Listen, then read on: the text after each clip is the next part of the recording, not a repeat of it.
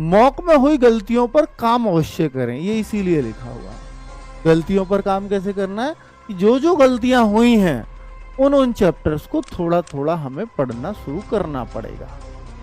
पहली गलतियां ये, और फिर जो बाकी दो, मान लो मैथ के हैं 10 बिल्कुल सही हुए, 3 सही होने चाहिए थे लेकिन नहीं हुए, और 2 ये वो हैं कि जो मुझसे सही होते ही नहीं, क्योंकि इन चैप्टर्स को मैं डरता हूं करने से।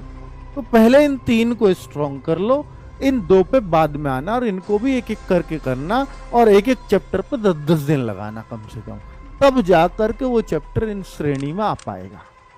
फिर आप कहोगे कि अब मेरा डर खत्म हो गया। मैथ्स को अच्छा करना पड़ेगा अगर आपको दिल्ली पुलिस में सिलेक्शन लेना है तो, रीजनिंग सुपर हिट करनी पड़ेगी अगर दिल्ली पुलिस में सिलेक्शन लेना है तो, जीएस को भी कमजोर नहीं छोड़ना पड़ेगा अगर दिल्ली पुलिस में सेलेक्ट होना चाहते हो तो, और कंप्यूटर को अपनी ताकत बनाना पड़ेगा। ठीक है, चलिए अब मैं देखता हूं मॉक में हुई गलतियों पर काम आप अवश्य करेंगे। किसके लिए मॉक देना जरूरी है? मैं कहता हूं कि जिस भी बच्चे ने 60% से ज्यादा सिलेबस कंप्लीट कर लिया हो वही मॉक लगाए। अगर आपने अभी सिलेबस ही कंप्लीट नहीं किया 60%, आधे से ज्यादा, तो अभी मॉक लगाने की आवश्यकता नहीं है। फिर ये आपको डिमोटिवेट ही करेगा और आप कहोगे मैं क्यों टाइम वेस्ट करूं, इधर करना भी नहीं चाहिए।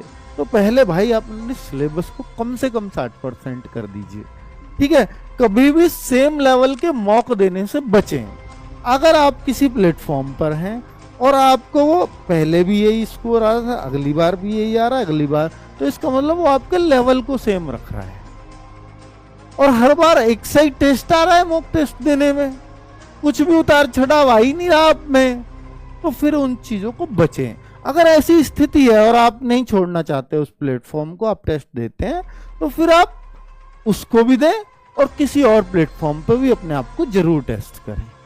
ये आपके लिए बहुत अच्छी चीज रहेगी।